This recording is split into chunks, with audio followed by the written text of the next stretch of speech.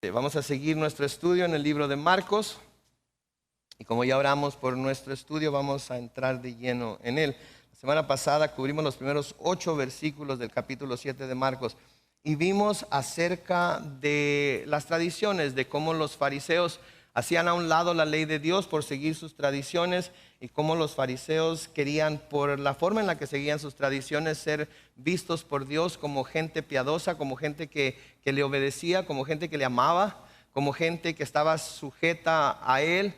Pero vimos cómo el Señor Jesucristo vino y reprendió a los fariseos porque lo que ellos habían llegado a hacer era alabar, adorar, servir a Dios, honrar a Dios de labios solamente, pero su corazón estaba lejos de Él. De hecho, en los versículos 6 y 7, el Señor Jesucristo mismo llama a estos hombres fariseos hipócritas. Y luego les dice, bien profetizó de vosotros Isaías, como está escrito, este pueblo de labios me honra, mas su corazón está lejos de mí. Pues en vano me honran, enseñando como doctrinas mandamientos de hombres. Y a lo que se estaba refiriendo, lo que se está refiriendo aquí con mandamientos de hombres, era con las tradiciones. Porque ellos seguían muchas de las tradiciones que los judíos habían incorporado a la ley de Dios, que no tenían nada que ver con la ley de Dios, como vimos la semana pasada, el lavamiento de manos, el usar diferentes tipos de vasos y hasta la forma de lavar esos vasos y cómo lo usaban. Pero entonces el Señor no quiere que nosotros sigamos tradiciones.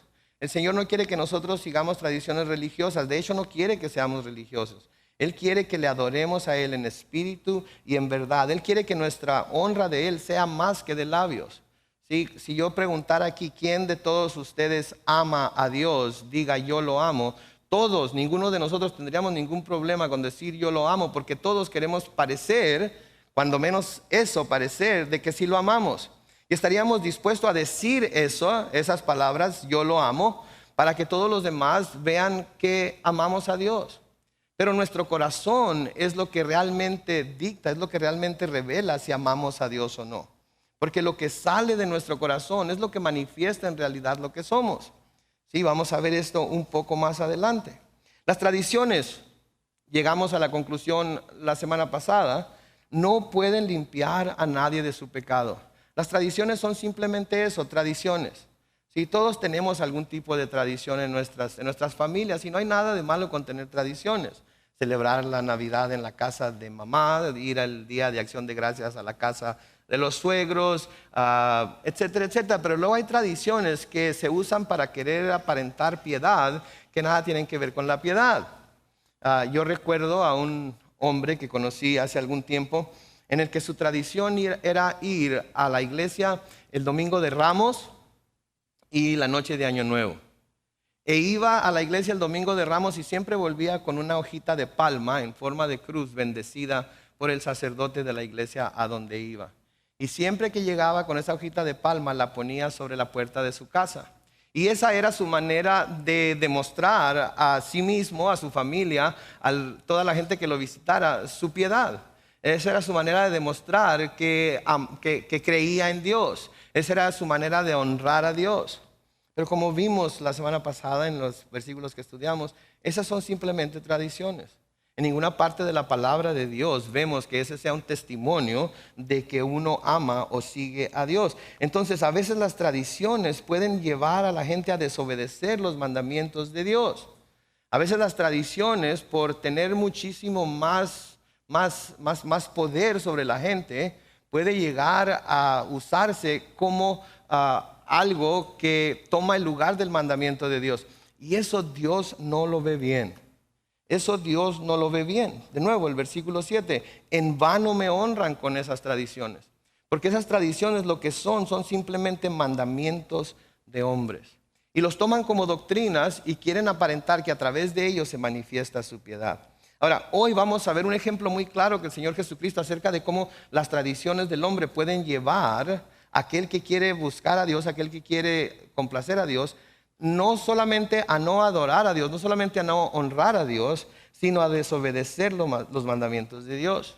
Noten el versículo 9 de Marcos capítulo 7. También les dijo, qué bien invalidan ustedes el mandamiento de Dios para mantener su propia tradición. Jesucristo aquí les está hablando directamente a los fariseos y les está diciendo, ¿saben qué? Ustedes están dispuestos a invalidar el mandamiento de Dios con tal de cumplir con su tradición. Ustedes están dispuestos a hacer un lado el mandamiento de Dios y cumplir con su tradición porque creen que de esa manera lo van a complacer. Y saben que esos tipos de prácticas se llevan a cabo no solamente en las iglesias que nosotros conocemos que se llevan a cabo, pero en muchas iglesias cristianas. No es que nuestra tradición es durante la Semana Santa ir a tal parte. Durante ciertos días de fiesta salir de casa y pasarla en cierto lugar. ¿Sí? Y seguimos esas tradiciones y pudiera muy bien decirnos la palabra de Dios que durante esos días que nosotros veneramos, que nosotros miramos como especiales, deberíamos estar en la casa de Dios alabando a Dios, adorando a Dios, cantando a Dios, sirviendo a Dios, pero nuestra tradición nos dicta que debemos hacer algo que no va de acuerdo con la palabra de Dios, y porque nuestra tradición es tan fuerte, hacemos a un lado el mandamiento de Dios para cumplir con nuestra tradición. Y eso es de lo que está hablando el Señor aquí. Invalidan el mandamiento de Dios para mantener su propia tradición. El ejemplo claro que Él presenta aquí lo vemos en el versículo 10 de Marcos 7, en donde les dice, porque Moisés dijo, honra a tu padre y a tu madre, y también el que maldiga al padre o a la madre morirá irremisiblemente.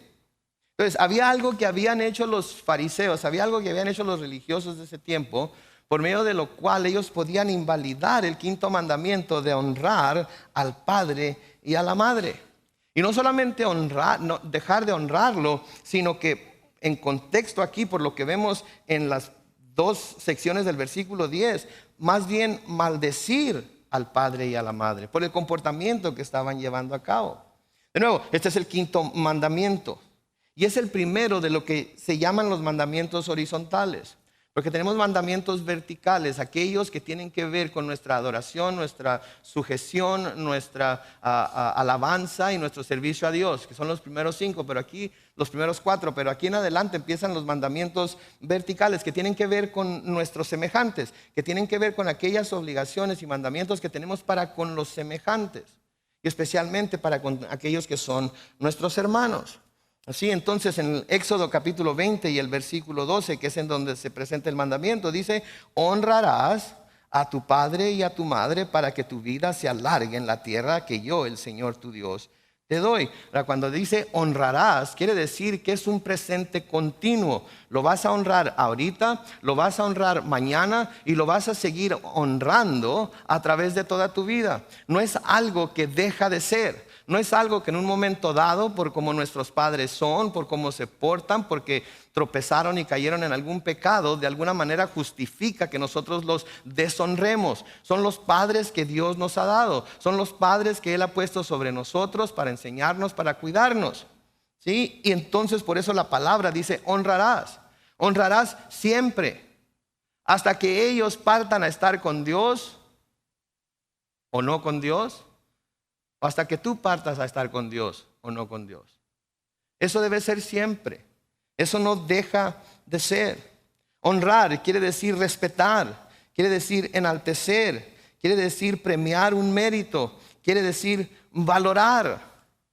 Si todas esas cosas debemos estar nosotros como cristianos especialmente, todo el mundo, pero como cristianos especialmente, mostrando hacia nuestros padres el respeto, en enaltecerlos porque merecen una posición de honor, de honra sobre nosotros, premiar su mérito. ¿Okay? Y todos nosotros que tenemos padres, ¿quién no tiene padres aquí hoy? ¿Quién nunca tuvo? No que no tengan el presente. Todos tenemos padres, ¿verdad? Todos hemos tenido padres y ellos han hecho cosas por nosotros que ninguna otra persona en el mundo hubiera querido hacer. ¿Sí? Ninguna otra persona en el mundo hubiera hecho. Nada más piensen en su madre ahorita, ¿sí? Que los cargó en su vientre durante 9 meses. ¿Ok? Piensen en todos los problemas.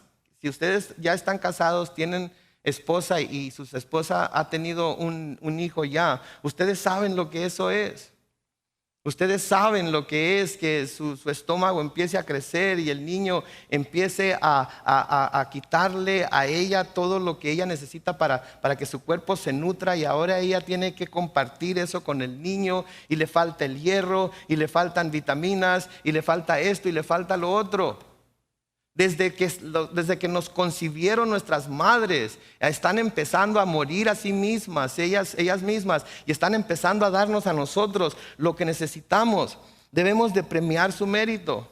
Una vez que nacemos, dependemos de ella para todo. Dependemos de ella para comer, porque necesitamos de su pecho para poder sobrevivir, ¿sí? Dependemos de ella para que nos limpie, porque hacemos nuestras necesidades y nos embarramos hasta la nuca, y es la mamá la que anda ahí tratando de limpiar, tratando de suavizar, tratando de hacer las cosas de tal manera que el bebé, que el niño se sienta cómodo.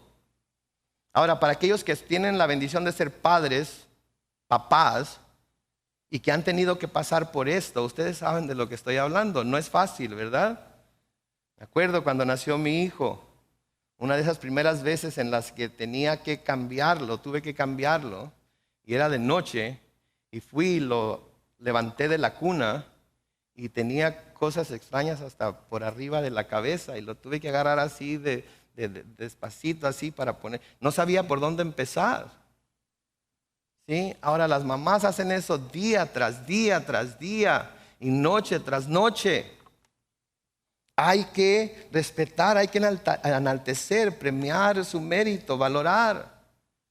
Y toda nuestra vida nos han alimentado, nos han limpiado, nos han ayudado, nos han sanado, nos han cuidado. Han estado dispuestas a entregar su vida misma si fuera posible por nosotros. Debemos honrar a nuestra madre.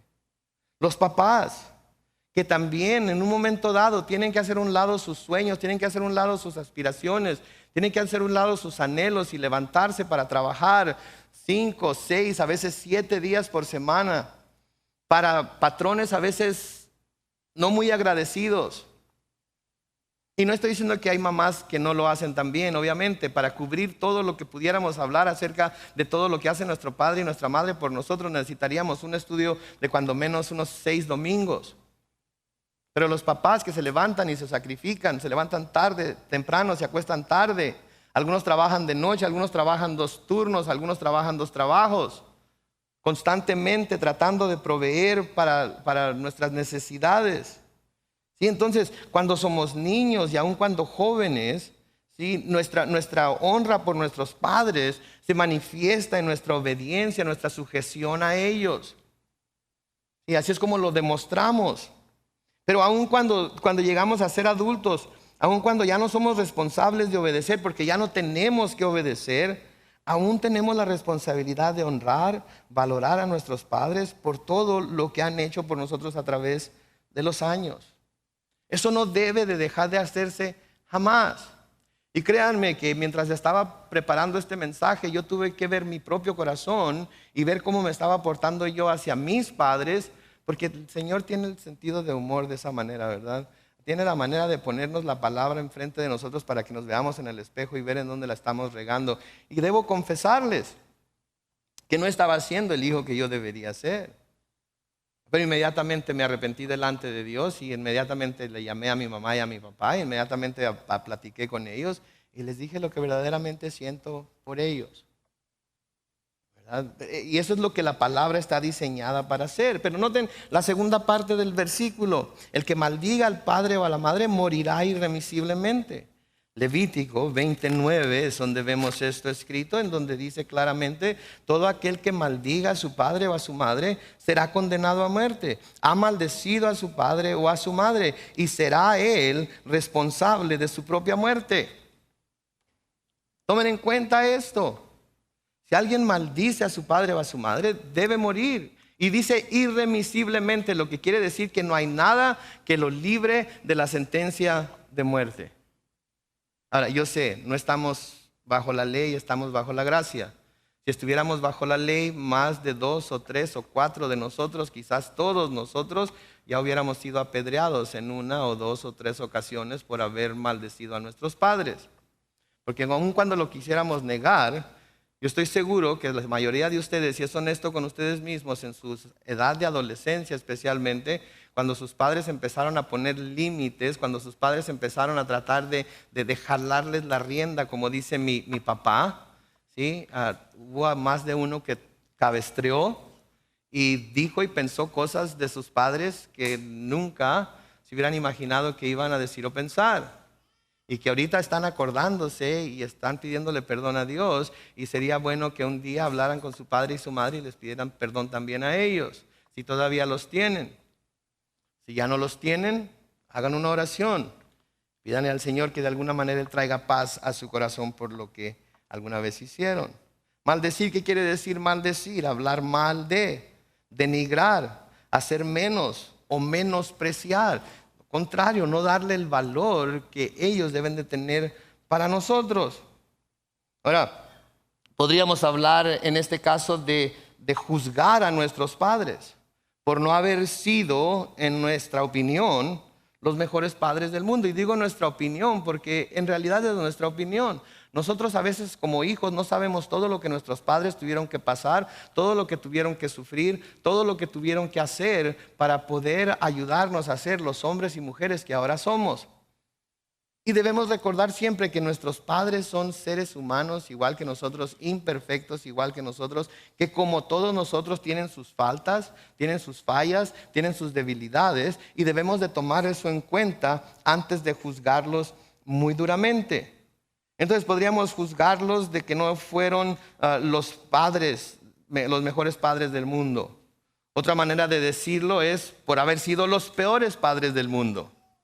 Yo conozco a jóvenes y sus padres me han dado testimonio de que una vez que han llegado a la mayoría de edad y se han ido de su casa, se van gritándoles a sus padres: tú fuiste el peor padre de todo el mundo, no creo que haya un padre peor que tú. Y cuando toda su vida el padre ha buscado hacer lo mejor para ellos. Tenemos que recordar, nuestros padres hacen lo mejor que pueden con lo que tienen, ¿sí? Ninguno de nosotros nació con un manual de instrucciones, ¿no es cierto?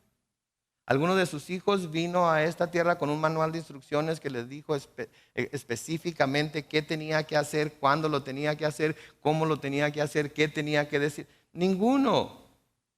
Tenemos la palabra de Dios, ¿sí? Y si seguimos las instrucciones que la palabra de Dios nos da para guiar y criar a nuestros hijos, podemos tener la esperanza de que nuestros hijos sean hombres y mujeres de bien. Pero al fin de cuentas ellos van a decidir lo que van a hacer, cómo van a hacer y si van a apegarse a esas enseñanzas o no. Pero hay muchos hijos que juzgan a sus padres como los peores padres del mundo. ¿Y cómo se manifiesta esto? ¿En qué manera se manifiesta esto? Hay diferentes formas. No visitándolos quizás. Tú nunca estuviste ahí para mí, yo no voy a estar ahí para ti. Tú siempre te la llevaste trabajando y ahora tengo mucho trabajo. Tú siempre anduviste cuidando de esto, de aquello, de lo otro, y ahora también tengo responsabilidades. Cuando tenga tiempo, cuando tenga chance, entonces voy a verte. ¿Qué tal los que son abuelitos y los hijos no quieren llevar a sus nietos a que los visiten? Porque les van a meter ideas locas en la cabeza. Les van a hablar de Cristo. Les van a hablar de cuando ustedes eran jóvenes. Les van a hablar de todas las mensadas que quizás ustedes hicieron cuando ustedes eran niños también. Y no quieren por alguna razón u otra que tengan contacto con sus abuelitos. ¿Sí? ¿Qué tal no llamándolos por teléfono de vez en cuando para preguntarles cómo están? Para preguntarles si están bien. Para preguntarles si tienen necesidad de algo. ¿Sí? Digo, tan fácil que es, ¿no es cierto? Y de nuevo, les estoy diciendo la verdad, al predicar esto ahorita, todo esto lo escuché yo antes que ustedes y tuve que tomar ciertas medidas en mi propia vida para arreglar lo que no estaba bien, lo que estaba descompuesto. ¿Sí? A veces podemos ver a nuestros padres y nos dicen cuánto nos extrañan y cómo tienen ganas de vernos y nos chantajean Y nos dicen que a lo mejor este es el último año que los vamos a tener y que nos quieren ver, etcétera, etcétera, etcétera. Y en lugar de decir, es posible que sea el último año que la voy a tener, que lo voy a tener, e ir a visitarlo, ¿qué hacemos? Ay, mamá, ya tienes 15 años muriéndote y no te mueres. Tú no te vas a morir nunca, yo creo que yo me voy a morir antes que tú. Y luego llega el día. ¿Y qué sentimos? Remordimiento. Nos condenamos nosotros mismos. Empezamos a decir, ay Señor, si hubiera, ay Dios, si la pudiera volver a tener, ay, si le pudiera hablar una vez más, si tuviera la oportunidad, una oportunidad más de decirle que sí la amo, que sí lo amo, que sí aprecio todo lo que ha hecho por mí. Que entiendo que haya sido tan duro o dura como fue. Que entiendo que siendo así tan dura o duro como fue, hice todo lo que hice y salí como salí. Me imagino lo que hubiera sido si no hubiera sido así como fue.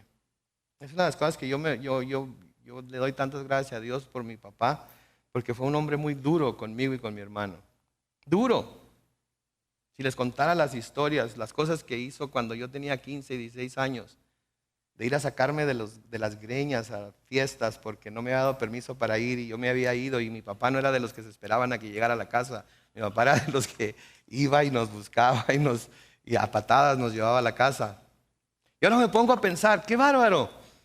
Tanto que me quejé en aquel tiempo por la dureza de mi padre y de todas maneras hice todas las estupideces que hice. Me imagino lo que hubiera hecho si él no hubiera sido así de duro. Y le doy gracias a Dios, ahora le doy gracias a Dios por lo que mi padre hizo. Aquello que me hacía odiarlo tanto, aquello que me hacía resentirlo tanto, ahora para mí reconozco que fue una bendición de Dios. Porque estaba usando a mi padre con su limitada educación y su anticuada manera de pensar para mantenerme en el camino que él quería que estuviera. Ahora, aquí en este caso el Señor va a decir que una de las maneras en las que se puede y debe honrar a los padres es supliendo sus necesidades materiales que pudieran tener si está al alcance nuestro. Y ahora vivimos en una era en la que muchos padres trabajaron, se esforzaron y no tienen necesidad de que les ayudemos financieramente, ¿verdad? Que tienen sus propios ahorritos, tienen su casa, etcétera, etcétera. Y hay quienes también no lo hicieron por una razón u otra. Pero cuando nosotros tenemos la oportunidad y cuando los padres tienen necesidad, una de las cosas que dice aquí el Señor que debemos hacer o podemos hacer para honrarlos es suplir sus necesidades. Miren el versículo 11 de Marcos 7. Pero ustedes dicen, basta que alguien diga al padre o a la madre, todo aquello con que podría ayudarte es corbán, es decir, me ofrenda a Dios. Y con esto ustedes ya no permiten que nadie ayude más a su padre o a su madre.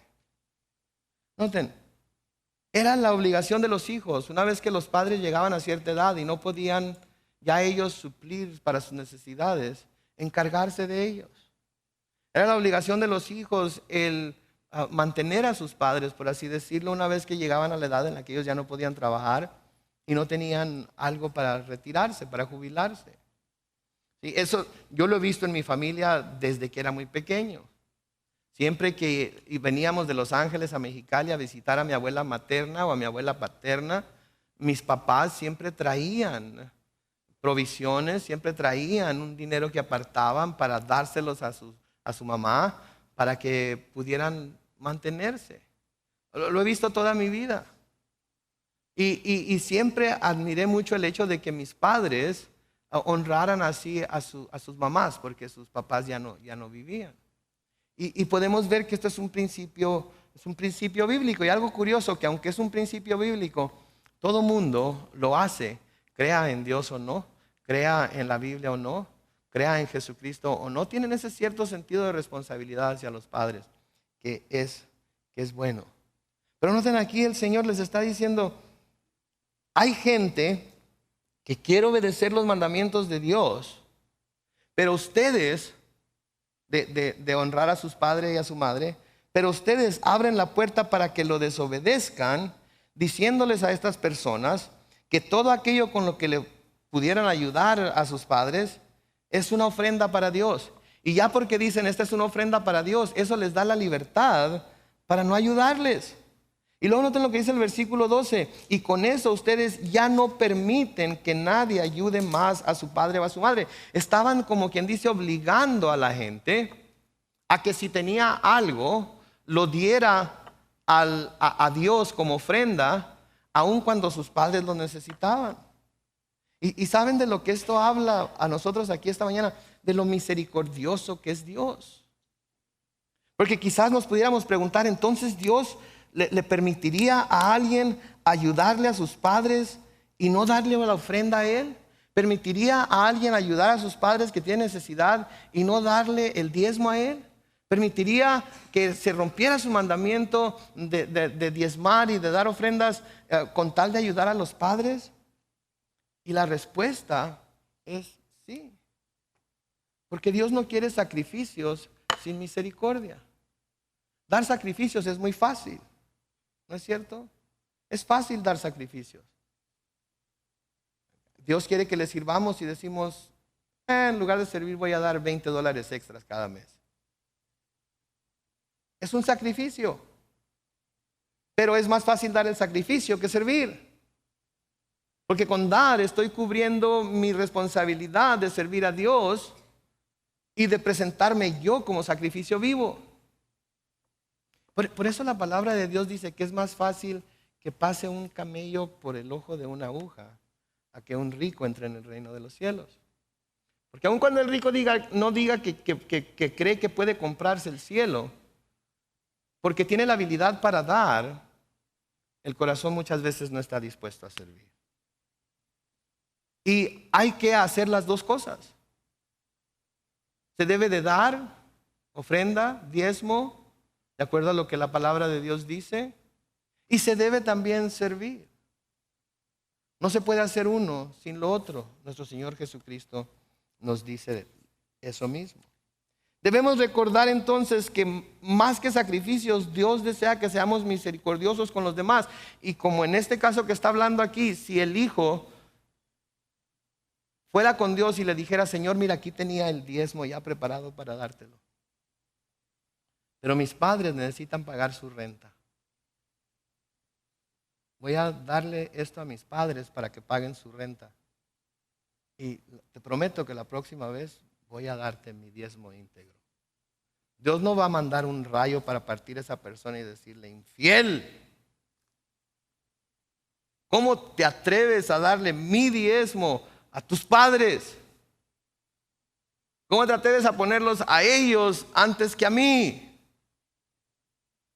Ahora, hay un conflicto ahí a veces, ¿verdad? Porque queremos poner a Dios por encima de todas las cosas.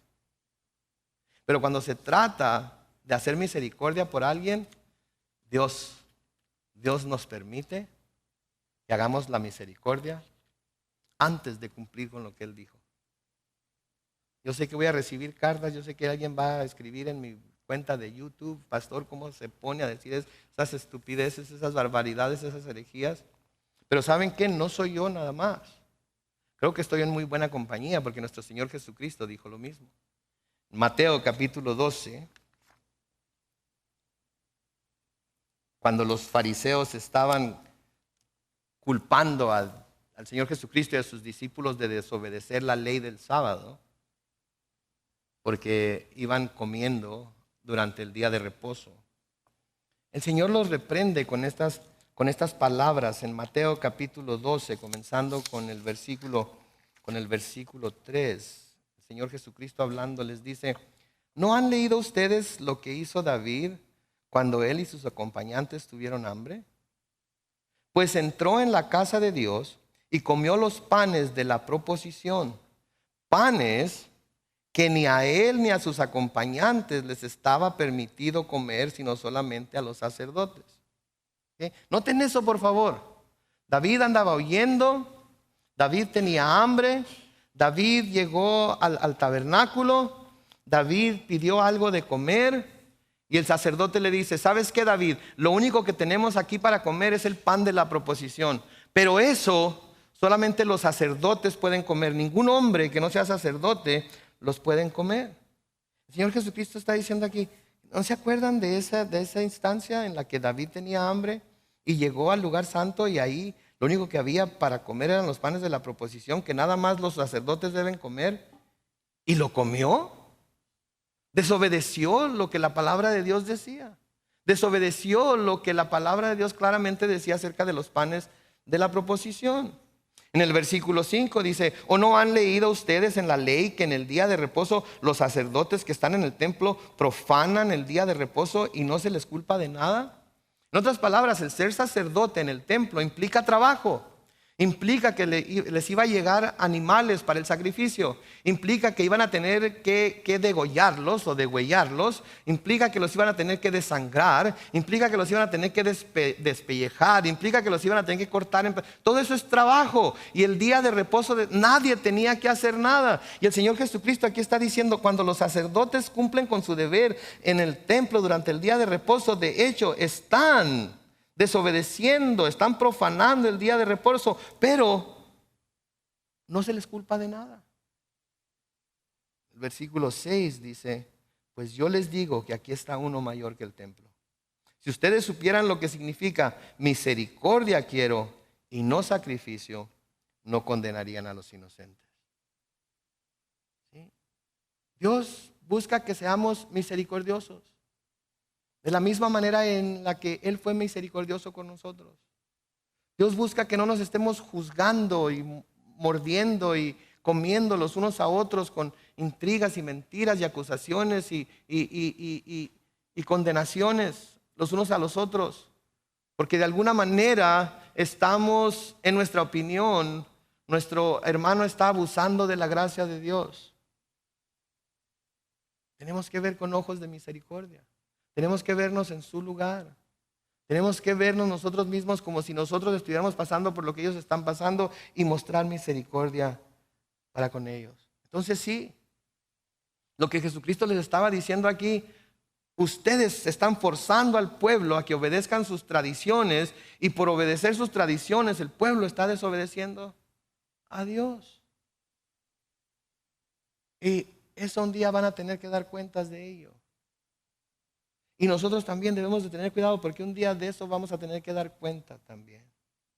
El versículo 13 de Marcos 7 dice, es así como ustedes invalidan la palabra de Dios con la tradición que se han transmitido, además de que hacen muchas otras cosas parecidas. Por medio de esto, un hijo, por la tradición que ellos decían, que ellos enseñaban, díganle a sus padres que es ofrenda para Dios y no les den nada.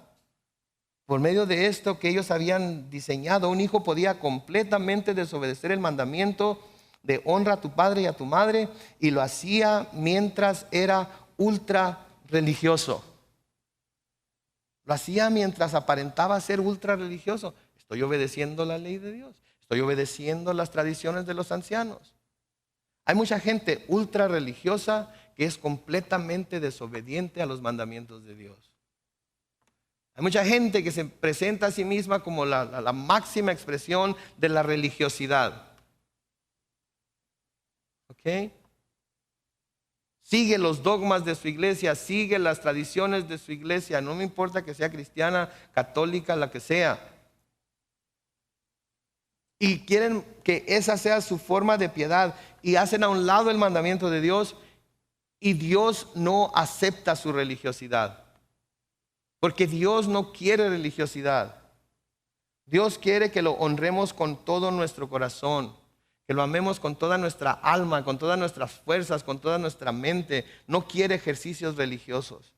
Si lo que estamos haciendo aquí es un ejercicio religioso nada más, porque nuestra tradición es ir a la iglesia el domingo en la mañana y cantar unos cuantos cantos y presentar nuestra ofrenda y escuchar al pastor Carlos predicar y decir sus chistes sangrones a veces. Estamos aquí nada más porque esa es la tradición. Estamos aquí por la razón equivocada. Estamos aquí por Dios, para Dios, en Dios, buscando tener comunión con Él a través de todo lo que hacemos. A través de la adoración, a través de la oración, a través de la palabra. Estamos buscando tener comunión con Él. Estamos buscando tocarle a Él por el poder del Espíritu y ser tocados por Él también, por ese mismo Espíritu. Y si hacemos cualquier otra cosa que eso, estamos desobedeciendo a Dios, estamos honrándolo de labios solamente y estamos haciendo a un lado el mandamiento de Dios. En Proverbios capítulo 12, los versículos 24 y 25, el Señor dice: pero yo los llamé y nadie quiso oírme. Les tendí la mano y nadie me hizo caso. Al contrario, desecharon todos mis consejos y no quisieron recibir mi reprensión. A veces venimos a la iglesia y tenemos esa comunión con Dios, y en su comunión con nosotros y en su amor por nosotros nos reprende. Y tenemos entonces nosotros la decisión de si aceptar esa reprensión o hacerla a un lado. Porque ese pastor está loco, no sabe de lo que está hablando. Esa es su opinión acerca de lo que la palabra de Dios dice. Eso es lo que él dice que la palabra de Dios dice. Pero no la escudriñan para ver si lo que el pastor está diciendo es verdad o no. Simplemente la juzgan porque no les gustó lo que la palabra de Dios dice y la hacen a un lado. Es un problema que los israelitas tuvieron siempre, siendo a un lado la palabra de Dios, el mandamiento de Dios. En Jeremías capítulo 7, los versículos 21 al 24 leemos: así ha dicho el Señor de los ejércitos, el Dios de Israel: añadan sus holocaustos a sus sacrificios y cómanse la carne, porque el día que los saqué de la tierra de Egipto, yo no hablé de eso con sus padres, ni les di ninguna orden en cuanto a holocaustos y sacrificios. Cuando el Señor liberó al pueblo de Israel, cuando recién salieron del pueblo de Israel, nunca les habló de sacrificios y de holocaustos y de leyes ni de nada de eso. Eso fue de hasta después. En el versículo 23 dice: al contrario, esto fue lo que les ordené: escuchen mi voz y yo seré su Dios y ustedes serán mi pueblo. Vayan siempre por el camino que yo les mande seguir para que les vaya bien. Pero ellos no me hicieron caso, ni me prestaron atención, sino que por la terquedad de su malvado corazón siguieron sus propios consejos y en vez de avanzar retrocedieron. ¿Qué estábamos cantando ahorita? No quiero volver atrás, no quiero volver atrás. Y miré a gente con los ojos cerrados y con las manos alzadas diciéndole a Dios: no quiero volver atrás, no quiero volver atrás. Y ahorita el Señor está hablando a algunos de ustedes en lo más profundo de su corazón y les está diciendo: han vuelto atrás, has vuelto atrás, has dejado el camino que te tracé, has estado queriendo manifestar tu piedad por medio de tu religión, has estado queriendo manifestar tu honra a mí, tu servicio a mí por medio de los actos religiosos que estás llevando a cabo, y déjame decirte, no son suficientes. Quiero obediencia, quiero misericordia y no sacrificios. Si Pablo nos dice en 1 Corintios 10 que todo lo que le sucedió a los judíos le sucedió como ejemplo. Y nos dice que quedó escrito como advertencia para nosotros los que vivimos en los últimos tiempos. Es un ejemplo para nosotros de lo que no debemos hacer. Es un ejemplo para nosotros de cómo no debemos seguir a Dios como ellos intentaron seguir a Dios por los méritos de la ley, sino seguir a Dios por los méritos que Jesucristo hizo en la cruz al abrir, al desrasgar el velo que cubría el lugar santísimo de la persona común y corriente. Y debemos de nosotros entrar confiadamente delante del trono de gracia de Dios para recibir el oportuno socorro. Pablo ahí en el mismo pasaje de 1 Corintios 10 nos advierte en el versículo 12: así que el que crea estar firme, tenga cuidado de no caer. Debemos tener cuidado, debemos estarnos cuidando, debemos estarnos examinando. ¿Estoy siendo religioso o estoy siendo en realidad un seguidor, un amante, un servidor de Jesús? Porque eso es lo que Él quiere. En el versículo 14 de Marcos 7 sigue diciendo: Jesús volvió a llamar a toda la gente y les dijo: escúchenme todos y entiendan, nada que venga de afuera puede contaminar a nadie. Acuérdense, los fariseos estaban diciendo que sus discípulos estaban comiendo con las manos sucias sin lavárselas, y ellos decían que al lavárselas así estaban contaminándose porque algo hubieran podido tocar que era inmundo y se estaban contaminando. El Señor Jesús les dice aquí: escúchenme todos y entiendan, nada que venga de afuera puede contaminar a nadie. Lo que contamina a la persona es lo que sale de ella. Nada de lo que viene de afuera puede contaminar a nadie. Lo que contamina a la persona es lo que sale de ella. Ahora, tenemos que tener cuidado también con no quedarnos ahí nada más. Porque todos sabemos que hay cosas que pueden entrar en nosotros, pueden entrar en nuestro cuerpo, pueden entrar en nuestro cerebro, por medio de nuestros ojos, por medio de nuestros oídos, por medio de nuestras bocas, que definitivamente nos contaminan y nos hacen impuros delante de Dios. ¿Verdad? Porque hay gente que dice: ya ves, mira, ahí dice, nada de lo que entre en el hombre lo puede contaminar. ¿Ok? Entonces, podemos ingerir por nuestros ojos, nuestros oídos, nuestra boca, todo lo que queramos, todo lo que se nos presente, y nada nos contamina. Ver pornografía, usar drogas, escuchar chismes, escuchar canciones mundanas, escuchar chistes colorados o charras, como le quieran decir. Todo eso nos contamina. Entra en nosotros y nos contamina. El alcohol nos contamina. ¿Sí? Entonces, en contexto, lo que vamos a ver aquí es de que lo que está hablando es de los alimentos, muy particular y especialmente. Está hablando de los alimentos. Por eso les dice en el siguiente versículo, versículo 16 de Marcos 7, si alguno tiene oídos para oír, que oiga. Versículo 17, cuando entró en la casa, luego de alejarse de la multitud, sus discípulos le preguntaron acerca de la parábola. Jesús les dijo: ¿tampoco ustedes pueden entender esto? ¿Acaso no entienden que nada que venga de afuera y entre en alguien puede contaminarlo? Porque eso no entra en su corazón, sino en su vientre, y al final va a parar en la letrina. Con esto Jesús estaba diciendo que todos los alimentos son limpios. Noten por favor, está hablando de comer, está hablando de cosas que entran en el estómago, el proceso digestivo se lleva a cabo y luego lo que se ingirió termina en la letrina. Está hablando de comida, está hablando de alimentos, no de cosas que se fuman o se inyectan o se aspiran. Okay, no está hablando de eso, no justifica nada de eso. Y al decir que estaba declarando que todos los alimentos son limpios, es porque así como los judíos tenían muchos ritos de lavamientos, muchos ritos ceremoniales, tenían también leyes dietéticas. Si quieren ver algunas de estas leyes, lo único que tienen que hacer es leer el capítulo 11 de Levítico y van a ver todos los animales que podían comer, los animales que no podían comer, por qué y todo lo demás. Versículo 20 sigue diciendo: aunque también decía que lo que contamina es lo que sale de la persona.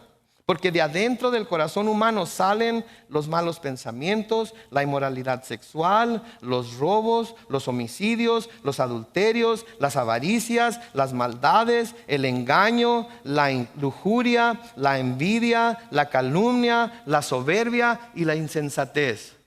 Noten, ¿de dónde sale? De adentro. No son cosas que se nos enseñen. Son cosas que ya el corazón humano trae de nacimiento. Yo no sé de dónde saca la psicología y la psiquiatría que muy dentro de nosotros somos buenos. ¿Nunca lo han oído? O yo sé que muy dentro es una buena persona. Si tuviéramos los ojos de Dios para ver lo que hay muy dentro del hombre, nos asustaríamos. Nos asustaríamos. Todos nos hemos descarriado. No hay justo ni aun uno. La religiosidad nos hace creernos justos, pero no nos hace justos. Por eso la palabra de Dios dice que al que no conoció pecado, por nosotros lo hizo pecado, para que nosotros pudiéramos ser hechos la justicia de Dios. ¿Cómo podemos ser justos? Por medio de Jesucristo nada más. Por medio de Jesucristo nada más. Pero adentro lo que tenemos todos son malos pensamientos, inmoralidad sexual, robos, homicidios, adulterios, avaricias, maldades, engaños, Y la lista sigue. Todos y cada uno de nosotros tenemos la propensidad, puesto bajo las condiciones correctas, en la situación exacta, a cometer cualquiera uno de estos pecados. Y el que diga, yo no, es un mentiroso. Y los mentirosos no heredarán el reino de los cielos. No los digo para asustarlos, los digo para advertirles. Que eso es lo que la palabra de Dios dice. Nuestro corazón está lleno de maldad. Génesis 6:5 nos dice, el Señor vio que era mucha la maldad de los hombres en la tierra.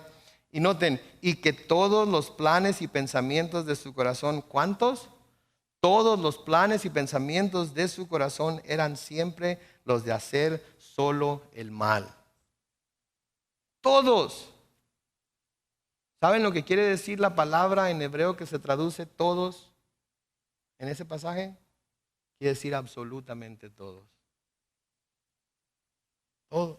Jeremías 17:9 nos dice, el corazón es engañoso y perverso más que todas las cosas. ¿Quién puede decir que lo conoce? ¿Alguna vez ha tenido un mal pensamiento y se sorprende así y dice, ¿cómo es posible que me haya pasado eso por la cabeza ahorita? ¿Cómo es posible que haya visto esa imagen? ¿Cómo es posible que haya pensado eso de esa persona si ni siquiera la conozco? ¿Cómo es posible que haya tenido ese sentimiento? ¿Cómo es posible que haya podido ver a esa mujer así como la vi cuando tengo a mi esposa y a mis hijos aquí a un lado? ¿Cómo es posible que hayan venido esas palabras a mi mente para describir a mi esposo o a mis hijos? ¿Cómo es posible? ¿Sabe cómo es posible? Su corazón es malvado. Entre más pronto lo reconozcamos, más pronto vamos a poder ponerle las guardias y los límites que debemos ponerle para que no llegue a ese punto. Todos estos males, sigue diciendo en el versículo 23, vienen de dentro y contaminan a la persona. Noten, todos estos males vienen de dentro. De nuevo, la psicología y la psiquiatría nos dice, es el medio ambiente la que hace al hombre lo que es. ¿Verdad? La manera de cambiar a todos los ISIS que están ahorita destruyendo el Medio Oriente es darles una mejor calidad de vida. Que no que no tengan que vivir en cuevas. Que tengan la misma clase de televisión que nosotros tenemos, la misma clase de casas que nosotros tenemos, etcétera, etcétera, etcétera. Oí el testimonio de una mujer palestina. ¿Saben cuál es el lema de las tribus beduinas del Medio Oriente? Las tres cosas que por ellas viven, esas tres cosas. En el orden en el que ellos lo ven. Mujer o mujeres, riquezas y guerra. Mujeres, riquezas y guerra. No viven como viven porque no tengan dinero. Viven como viven porque así les conviene vivir. Las mujeres son para usarse y luego desecharse. Las riquezas son para gastarse en todo lo que se quiera. Y la guerra es necesaria porque sin guerra todo está tranquilo y entonces se van a tener que poner a trabajar. ¿Sí? Entonces no es el ambiente. Aunque Satanás y el mundo y la psiquiatría quiere decirnos que es el ambiente. Pon a un hombre en un buen ambiente en donde tenga todo lo necesario, en donde nunca le falte nada.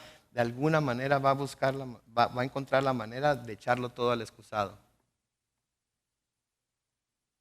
Va a suceder. ¿Sí? Todos estos males vienen de dentro y contaminan a la persona.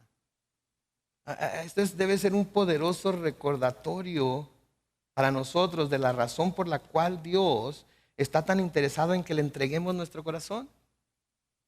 Por eso Dios se interesa en el corazón, no se interesa en nuestra religiosidad, no se interesa en que seamos fieles a la religión, quiere que le demos nuestro corazón. Nosotros no podemos cambiar si no es de adentro para afuera. El único que puede llevar a cabo ese cambio es Dios.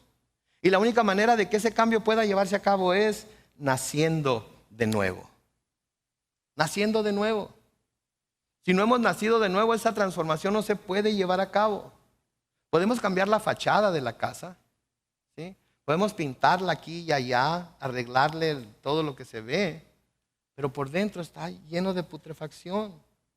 En Juan 3 al 6, hablando el Señor con Nicodemo, le dice: de cierto te digo, que el que no nace de nuevo no puede ver el reino de Dios. Nicodemo le dijo: ¿y cómo puede un hombre nacer siendo ya viejo? ¿Acaso puede entrar en el vientre de su madre y volver a nacer? Jesús le respondió: de cierto te digo, que el que no nace de agua y del Espíritu no puede entrar en el reino de Dios. Lo que nace de la carne, carne es, y lo que nace del Espíritu, Espíritu es. Mientras no hayamos nacido de nuevo, no hemos nacido del Espíritu, permanecemos en la carne, y todos nuestros deseos y todas las cosas que vamos a hacer van a estar de acuerdo a lo que la carne quiere.